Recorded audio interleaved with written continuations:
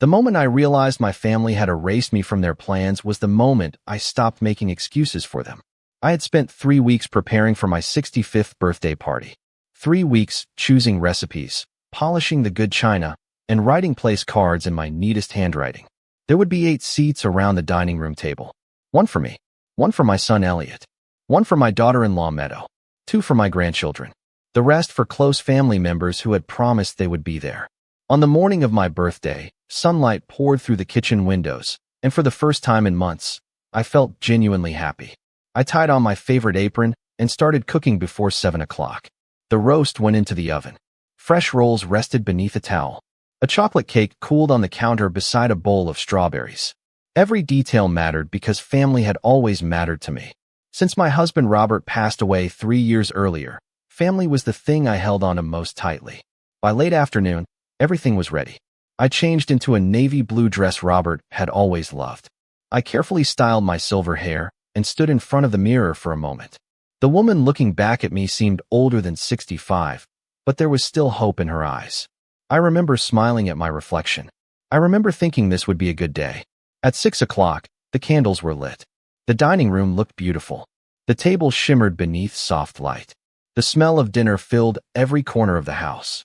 I sat down and waited. 6:15 came and went. Then 6:30. I checked my phone. No messages. At 6:45, I told myself traffic was probably heavy. At 7 o'clock, I called Elliot. The call went straight to voicemail. I waited another 15 minutes before calling again. The same result. I tried Meadow next. Nothing. A strange feeling settled into my chest. Not panic. Not yet. Just confusion. By 7:30, the roast was drying out. The candles had burned halfway down. The silence inside the house felt louder than any conversation. I walked from room to room carrying my phone, convinced it would ring at any second. It never did. At 8 o'clock, I finally accepted the truth. No one was coming. I sat alone at the head of the table staring at 7 empty chairs. The cake remained untouched. The gifts I had wrapped for my grandchildren were still stacked near the fireplace. My eyes drifted toward the family photographs lining the wall. Smiling faces, holiday memories, birthdays, graduations, moments that suddenly felt very far away. I should have gone to bed. Instead, I picked up my phone and opened Facebook. What I saw there changed everything. The first photograph appeared at the top of my screen. Meadow stood beneath a bright blue sky wearing oversized sunglasses and a white summer dress.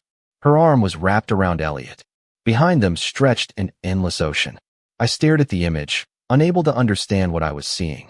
Then I swiped to the next picture. My grandchildren were building sand castles on a beach. Another photo showed my sister laughing beside a swimming pool. Another showed the entire family gathered around a table covered with tropical drinks and seafood. Everyone was there. Every single person who had promised to attend my birthday dinner was together on a luxury cruise. My hands began to shake. The photographs had been uploaded less than an hour earlier. While I was sitting alone beside a cold birthday cake, they had been celebrating together hundreds of miles away. The caption beneath Meadow's post was only 6 words long, but I would never forget them. Living our best life together. That was the moment I stopped wondering where my family was. And it was the moment I began asking a much more painful question. Why was I the only one left behind? I barely slept that night. Every time I closed my eyes, I saw those photographs again. Meadow smiling on the deck of a cruise ship. Elliot standing beside her. My grandchildren laughing beneath a bright blue sky. The image kept replaying in my mind like a song I could not turn off. By 5 o'clock the next morning, I gave up trying to rest. I walked downstairs and made a pot of coffee. The house felt unusually quiet. Not peaceful. Empty. The kind of silence that forces you to hear thoughts you would rather avoid. I sat at the kitchen table with my favorite mug wrapped between both hands and stared out the window. The maple tree Robert planted 20 years ago swayed gently in the morning breeze. For a moment, I found myself wishing he were still here. Robert always noticed things before I did. He could read people in ways that amazed me. More than once during our marriage, he had quietly warned me when someone did not have good intentions. Back then, I thought his concerns about Meadow were simply the worries of a protective father. Now I was not so sure. As the sun rose higher, I opened Facebook again. I told myself I should stop looking. Instead, I found myself scrolling through every photograph from the trip. There were dozens. breakfast buffets overlooking the ocean, family games by the pool, sunset dinners, excursions at tropical ports. What hurt most was not the vacation itself. Families take vacations all the time. What hurt was realizing how carefully they had hidden it from me. This trip had not been planned overnight. Cruise reservations are made months in advance. Flights are booked. Passports are checked. Time off work is arranged. Dozens of decisions had been made. Countless conversations had happened. Through all of it, nobody had said a single word to me. Not Elliot. Not my sister. Not even my grandchildren. Around 8 o'clock, my phone finally buzzed. My heart jumped before I even looked at the screen. It was a text from Elliot. "Happy birthday, Mom. Sorry I missed your call. We have been busy. Hope you had a nice day." I read the message 3 times. No explanation. No mention of the cruise. No apology. Just a few casual sentences that felt colder than the silence itself. I stared at the screen for a long time before setting the phone down. Then another memory surfaced. Last Christmas, Meadow had called 2 days before dinner and explained that Elliot was exhausted from work and wanted a quiet holiday at home. I spent Christmas Eve alone watching old movies. A week later, I discovered they had hosted a large gathering with friends and extended family. At the time, I convinced myself it was a misunderstanding. Then I remembered Tommy's school play. Meadow had accidentally given me the wrong date. I missed the performance completely. Again, I accepted the explanation. Then there was Emma's birthday party, the anniversary barbecue, the neighborhood picnic. One by one, old memories returned. Each one seemed harmless by itself. Together, they formed a pattern I could no longer ignore. I walked into the living room and opened an old photo album. There was Elliot at age 7 holding a fishing pole twice his size. There he was graduating high school. There was our family standing together at Yellowstone during a summer road trip. Looking at those pictures, I struggled to understand how we had reached this point. When had the distance started? When had I become an afterthought in my own family? Around noon, another notification appeared on my phone. A new photograph from the cruise had been uploaded. This one showed everyone gathered around a large table for dinner. Everyone was smiling. Everyone looked happy. In the center of the picture sat Meadow. And suddenly I noticed something that made my stomach tighten. She was seated exactly where I would have been, at the center of the family, as if she had quietly stepped into a place that once belonged to me. That was when I stopped asking whether this had been intentional. The real question now was how long it had been happening. For the next several days, I could not stop thinking about that photograph. Not because of the cruise itself, but because of what it revealed. Once I started looking honestly at the past, memories began resurfacing faster than I could push them away. It was like finding a loose thread on a sweater and realizing the entire thing was beginning to unravel. I remembered a family barbecue 2 summers earlier. I had spent hours preparing homemade potato salad and my famous peach cobbler. The event was supposed to start at 1 o'clock. Around noon, Meadow called and said the weather forecast looked uncertain, so everyone had agreed to postpone. I stayed home. Later that evening, I saw photographs online. The barbecue had happened exactly as planned. Everyone had been there except me. At the time, Meadow apologized and blamed a misunderstanding. I believed her. Then I remembered Emma's kindergarten graduation. I had purchased a new dress and charged my camera batteries the night before. Meadow sent me a text with the wrong start time. By the time I arrived, the ceremony was over. Emma had already received her certificate. Meadow acted embarrassed. Elliot told me these things happened. I accepted that explanation too. Looking back, I could see how often I had chosen peace over questions. The pattern continued through dozens of small moments. Birthday parties, school events, holiday gatherings. There was always an explanation, always a reason, always a misunderstanding that somehow left me standing alone while everyone else moved on without me. What troubled me most was Elliot's role in all of it. My son had not always been distant. When he was younger, we spoke almost every day. After Robert died, Elliot visited every Sunday for nearly 6 months. Then gradually the visits became less frequent. Every change seemed small at first. A canceled lunch, a missed phone call, a forgotten invitation. Little things that were easy to excuse individually. Together, they painted a very different picture. One afternoon, I opened an old wooden box where I kept greeting cards and family letters. Robert used to save everything. Tucked between anniversary cards and vacation photographs was a handwritten note he had left for me years ago. It was nothing extraordinary, just a reminder to pick up groceries and schedule a dentist appointment. Yet seeing his handwriting made me pause. Robert had always paid attention to details. He noticed shifts in people's behavior long before anyone else. More than once, he had quietly questioned whether Meadow truly valued family the way she claimed. At the time, I defended her. I told him he was being unfair. Sitting alone in my living room now, I wondered if he had seen something I refused to acknowledge. That evening, my phone rang unexpectedly. The caller identification showed my sister Ruth. I hesitated before answering. She had been on that cruise too. Part of me did not want to hear her voice. Still, I picked up. Ruth sounded nervous. She asked how I was doing. I gave a polite answer. There was a long silence before she spoke again. Then she said something that made my heart sink. She admitted she had known about my birthday dinner weeks before the cruise departed. In fact, everyone had known. The line went quiet as I tried to process her words. I stared out the window at the fading sunlight while a terrible realization settled over me. My exclusion had not happened because someone forgot. It had not happened because of bad communication. It had not happened by accident. The decision had been made long before my birthday arrived, and somebody had worked very hard to make sure I never saw it coming. After I ended the call with Ruth, I remained in my chair for a long time. The house was completely still. The clock on the wall ticked steadily, marking each passing second, but my thoughts felt frozen. Ruth had not told me everything. I could hear it in her voice. There had been hesitation, guilt, the kind of guilt people carry when they know more than they are willing to admit. 2 days later, she called again. This time her voice sounded even more uneasy. We spoke about ordinary things at first. The weather, her garden, a television show we both liked. Then she grew quiet. Finally, she sighed. Loretta, there is something else you should know. My grip tightened around the phone. I did not interrupt. Ruth explained that the cruise had originally been planned nearly 6 months earlier.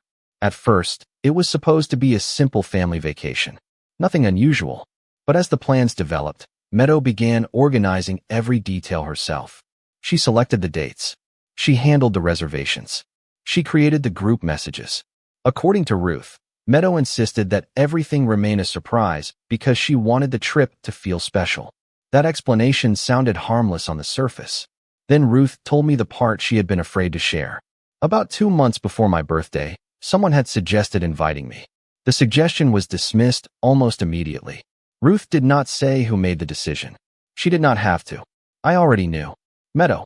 The name sat heavily in my mind. Not because I hated her. Strangely, I did not. What I felt was disappointment. Deep disappointment. When Elliot first introduced Meadow 15 years earlier, I welcomed her into our family with genuine enthusiasm. She was charming, intelligent, and ambitious. I helped plan their wedding.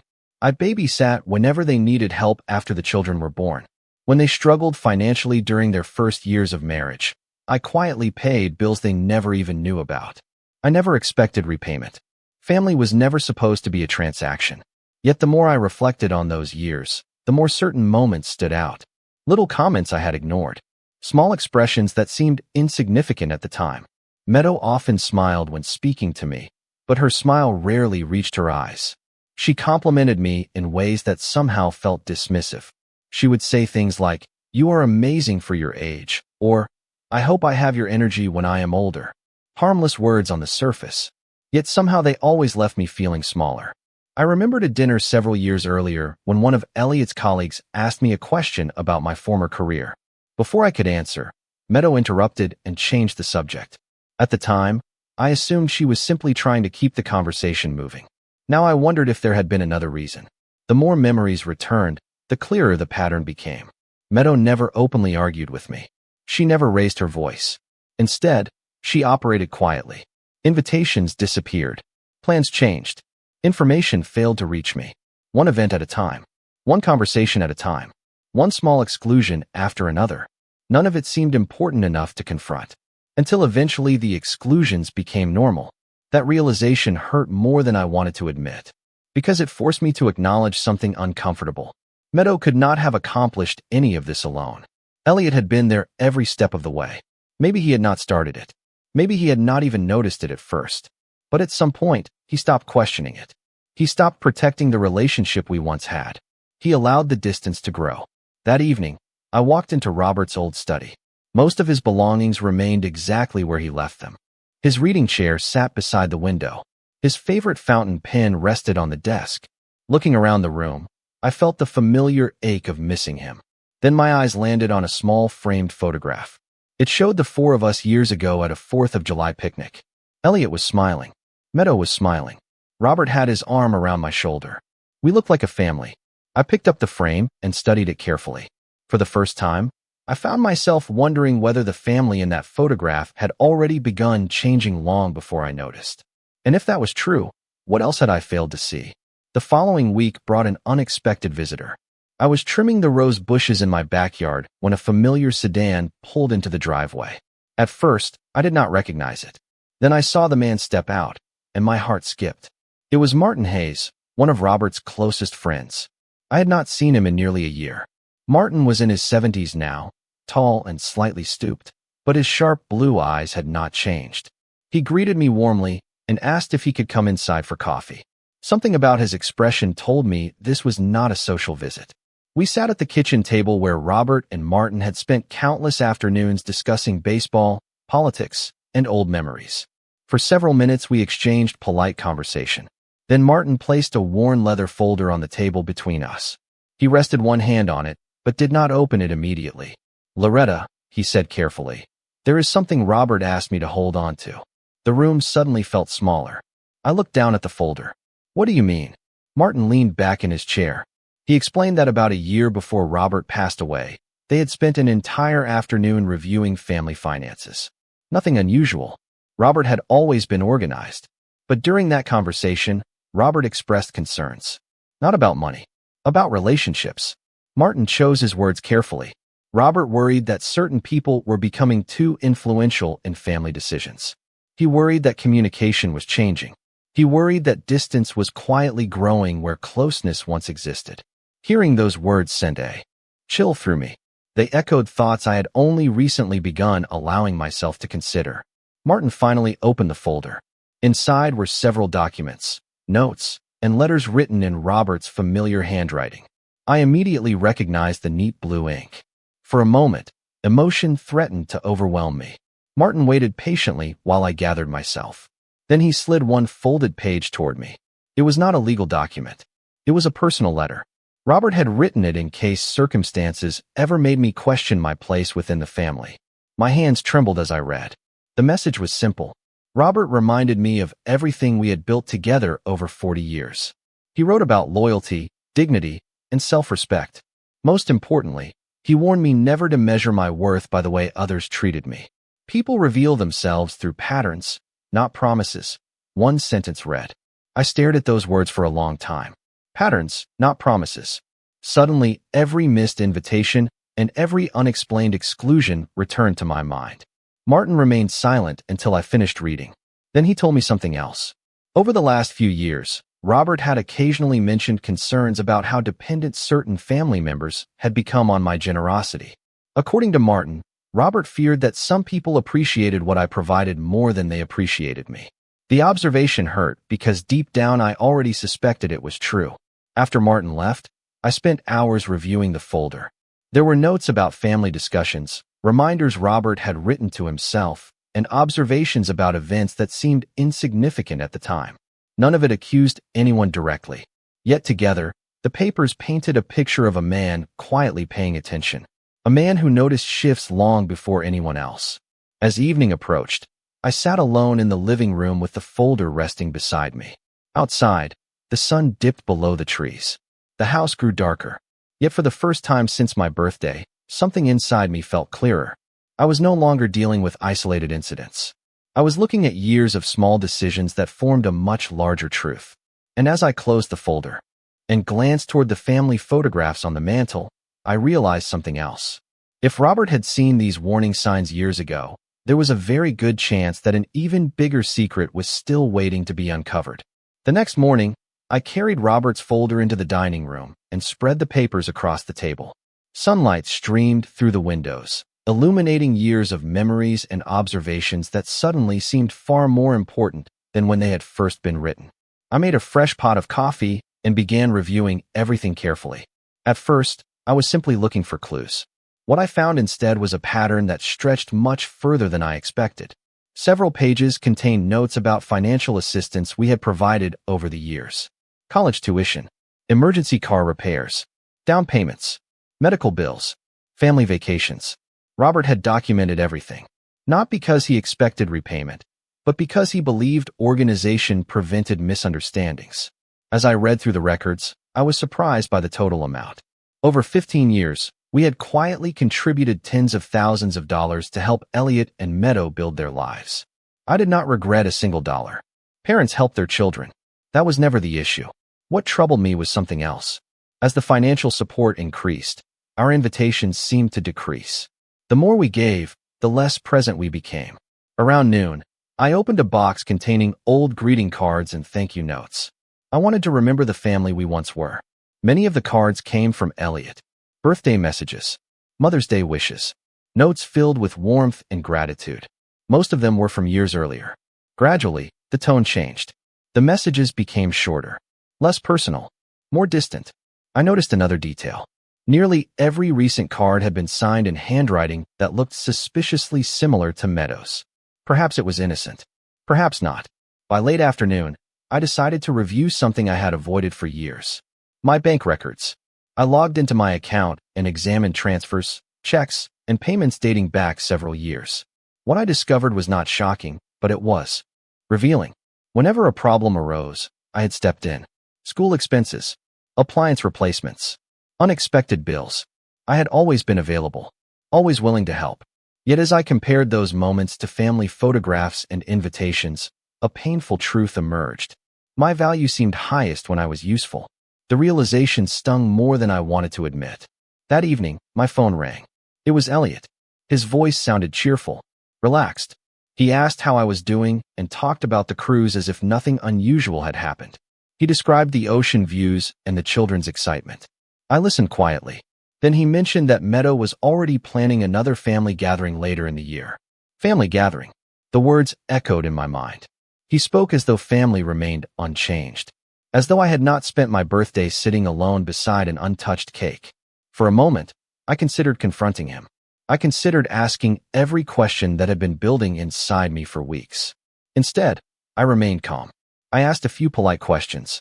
Then I ended the conversation. Afterward, I sat in silence and thought about Robert's letter.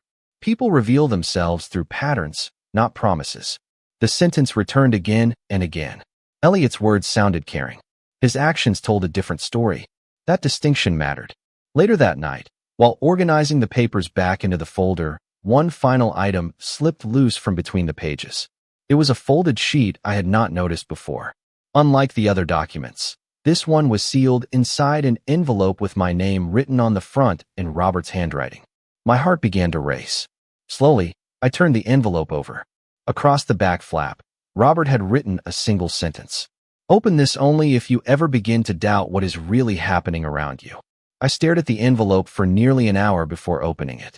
Part of me was afraid of what I might find inside.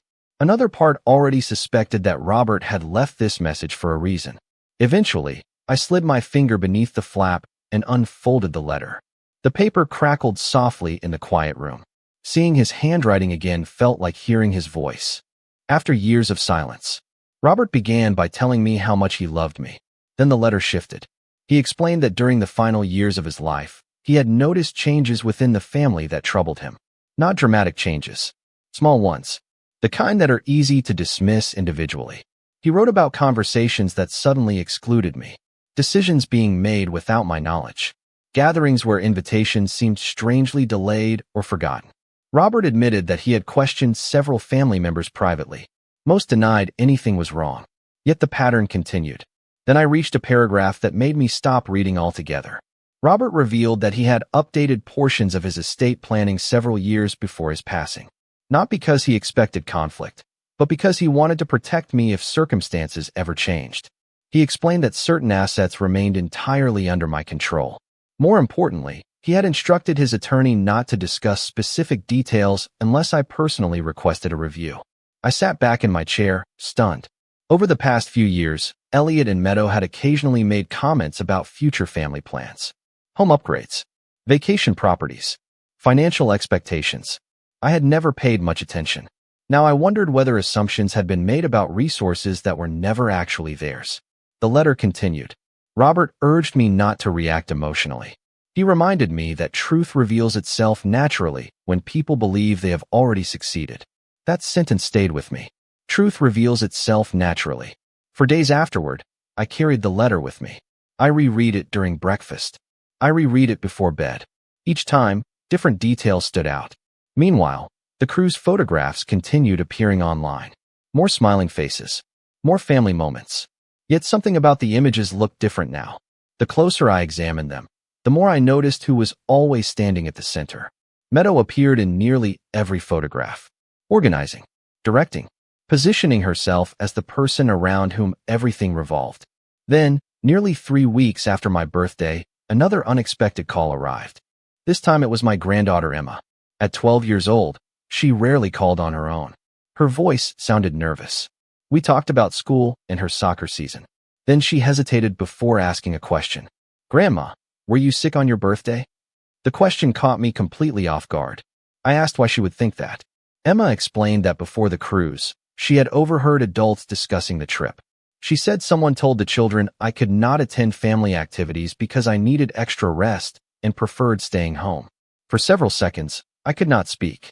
The lie was so simple, so effective. The children never questioned it because they trusted the adults around them. I assured Emma that I was healthy and thanked her for calling. After we ended the conversation, I sat quietly by the window. The late afternoon sun stretched long shadows across the yard. Emma had unknowingly confirmed something important. This was no longer about a forgotten invitation. It was about a carefully managed story.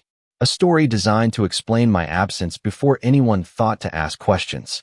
And if someone had worked that hard to control the narrative, then I was more certain than ever that the full truth had not yet surfaced.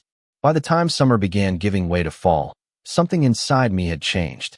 The sadness was still there, but it no longer controlled every thought. In its place was clarity. For months, I had spent my energy trying to understand why things happened. Now I found myself asking a different question. What should I do next? One afternoon, I called Martin and requested the name of the attorney Robert had worked with during his final years. A week later, I sat in a quiet office reviewing documents I had not examined in years. The attorney, a calm woman named Rebecca Lawson, greeted me warmly and carefully explained several aspects of Robert's planning. Much of the information was familiar. Some of it was not. What mattered most was not money. It was understanding. For the first time, I saw a complete picture of the decisions Robert had made. He had not acted out of fear. He had acted out of caution. He believed that people often revealed their true priorities when they assumed certain outcomes were guaranteed. As I listened, many recent events suddenly made more sense. After leaving the office, I drove home through neighborhoods filled with changing leaves. The air felt crisp, clean. For the first time in months, I lowered the car windows and simply enjoyed the drive. That evening, I made an unusual decision. I invited the entire family to dinner. Not for a holiday, not for a birthday, just dinner. The invitation was simple and polite. To my surprise, everyone accepted almost immediately. Elliot sounded pleased. Meadows sounded enthusiastic. The children were excited. Their reactions fascinated me. During the previous months, communication had often been delayed or inconsistent. Suddenly, everyone seemed available. The dinner was scheduled for 2 weeks later. During those 2 weeks, I remained calm. I did not argue with anyone. I did not reveal what I had learned. I simply observed. The family group messages became active again. Photographs appeared. Plans were discussed. It was as though my birthday and everything that followed had never happened. The contrast was impossible to ignore. One evening, Emma called again. This time she sounded cheerful. She told me she was looking forward to seeing everyone together. Then she mentioned something unexpected. Apparently, several relatives believed the upcoming dinner would be an opportunity for me to reconnect and move forward. Reconnect. The word lingered in my thoughts long after the call ended. The assumption seemed revealing. It suggested that somewhere along the way, a version of events had been accepted by many people. A version in which distance had somehow become my choice. As the dinner approached, I reviewed Robert's letter one final time. Then I placed it back inside the envelope and stored it safely. I no longer needed to reread it every day. The message had already become part of me. Truth reveals itself naturally when people believe they have already succeeded. On the morning of the dinner, I woke before sunrise. The house was quiet. I walked through each room slowly, past family photographs, past shelves filled with memories, past the dining room where I had once sat alone beside an untouched birthday cake. Standing there, I realized something important. The woman who had sat at that table months earlier was not the same woman standing there now. Back then, I had been searching for answers. Now I had them. What remained was something far simpler. I wanted to see how everyone behaved when they believed the story was over. Because in my experience, people are most honest when they think nobody is paying attention. And by the time the first car pulled into my driveway that evening, I was paying attention to everything. The evening unfolded exactly as I expected. Cars filled the driveway. Laughter drifted through the house. The grandchildren ran from room to room. Elliot carried a dessert into the kitchen, while Meadow complimented the decorations and thanked me repeatedly for hosting everyone. Watching them, I understood something important. People often become most comfortable when they believe there will be no consequences. Dinner began pleasantly. We shared stories, discussed school activities, and talked about upcoming holidays. Anyone looking from the outside would have seen a happy family gathered around a table. Yet I noticed details others missed. Meadow sat confidently at the center of every conversation. Elliot rarely formed an opinion before glancing in her direction. Several relatives treated assumptions as facts, repeating stories about my preferences and choices that I had never actually made. I listened quietly. Eventually, the meal ended and coffee was served. That was when I stood and thanked everyone for coming. The room gradually fell silent. I told them how much family had always meant to me. I spoke about Robert. I spoke about the importance of honesty. No accusations. No anger. Just simple truths. Then I mentioned my birthday. Several people shifted uncomfortably in their seats. Elliot looked down at the table. Meadow maintained her smile, but I noticed it becoming slightly strained. I explained that after spending months reflecting, I had learned something valuable. Relationships are not measured by promises. They are measured by patterns. At those words, I saw recognition flash across Elliot's face. He had heard Robert say something similar years ago. I continued speaking calmly. I shared how I had discovered that many people knew about the cruise long before my birthday arrived. I shared how I learned that explanations had been given for my absence without my knowledge. Nobody interrupted. Nobody argued. The silence spoke louder than any defense could have. Finally, I removed a folded letter from my purse. Robert's letter. I read several passages aloud. Nothing dramatic. Nothing cruel. Just the observations of a man who loved his family enough to pay attention. By the time I finished, the room felt completely different. The confidence that had filled it earlier was gone. Several relatives looked embarrassed. Ruth wiped away tears. Emma stared quietly at the table. Then Elliot spoke. His voice sounded smaller than I had ever heard it. He admitted that he should have asked more questions. He admitted that he had ignored things because it was easier than confronting them. For the first time in years, he seemed willing to examine the truth honestly. Meadow tried to explain. She insisted she never intended to hurt anyone. Perhaps that was true. Perhaps it was not. By then, the explanation mattered less than the outcome. What mattered was that the truth had finally reached daylight. I did not argue with her. I did not seek revenge. I simply thanked everyone for listening. Then I told them something I had only recently learned myself. Self-respect does not come from being included by others. It comes from knowing your value even when others fail to recognize it. When the evening ended and the guests began leaving, several people hugged me longer than usual. Others apologized. Some said very little at all. After the last car disappeared down the street, I stood alone on the porch beneath the night sky. The air was cool. The neighborhood was quiet. For the first time since my 65th birthday, I felt completely at peace. Not because everything had been repaired. Some wounds require time. Some relationships may never fully return to what they once were. But the burden of uncertainty was gone. The story that had been written about me without. My knowledge no longer controlled anything. The truth stood on its own. And as I looked up at the stars, I found myself smiling. Not because I had won, but because I had finally remembered who I was. Discover one of the most emotional family stories about a mother who spends weeks preparing a special birthday celebration, only to find herself forgotten and excluded by the people she loves most. As hidden truths begin to surface, the mother slowly uncovers years of manipulation, silence, and painful distance created within her own family. At the center of the conflict is the daughter-in-law, whose influence has quietly reshaped relationships and family dynamics. Through old letters, unexpected revelations, and difficult conversations, this powerful journey explores dignity, self-respect, and the courage to face reality. Fans of family stories will appreciate the emotional depth, while viewers who enjoy family stories filled with betrayal and redemption will be drawn into every moment. These family stories reveal how patterns speak louder than promises. If you enjoy meaningful family stories and unforgettable family stories about truth and resilience, this narrative delivers both. Character 1. Front-facing portrait of a 65-year-old white American widow woman. Silver hair, kind blue eyes, navy blue elegant dress, natural realistic skin texture, dignified expression, professional photography, no cartoon, no CGI, no illustration. Character 2. Front-facing portrait of a 39-year-old white American woman. Blonde hair, green eyes, attractive polished appearance, stylish cream-colored blouse, confident expression, realistic facial features, professional photography, no cartoon, no CGI, no illustration. 1. Cinematic family drama scene inside a luxurious American suburban dining room during evening. A 65-year-old white widow with silver hair wearing an elegant navy blue dress stands at the head of a long birthday table covered with untouched food crystal glasses and half-melted candles. Her expression is calm but deeply wounded.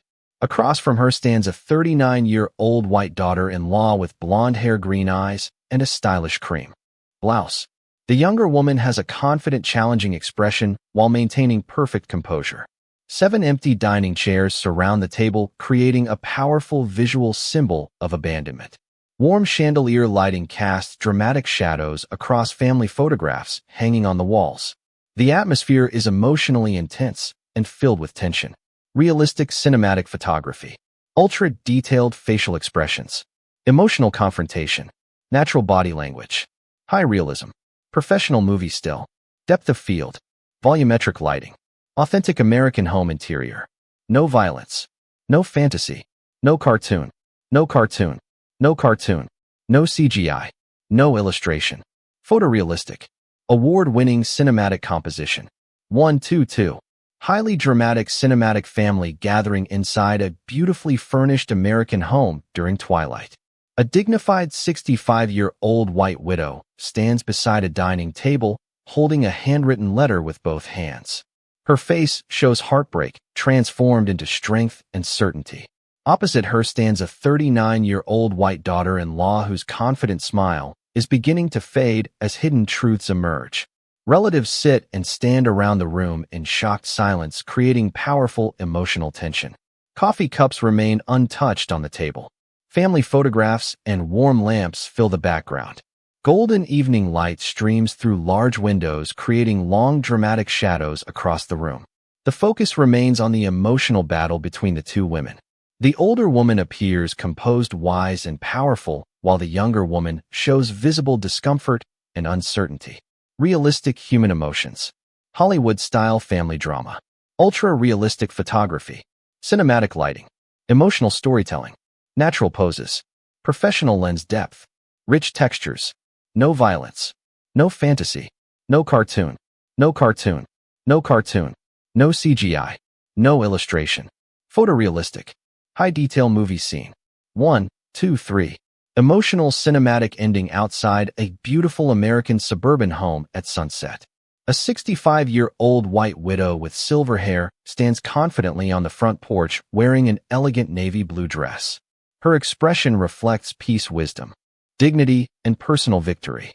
Warm golden light illuminates her face while a soft evening sky stretches across the horizon. Behind her, through the open doorway, a 39-year-old white daughter-in-law can be seen in the distance near departing family members. Her expression is subdued and reflective.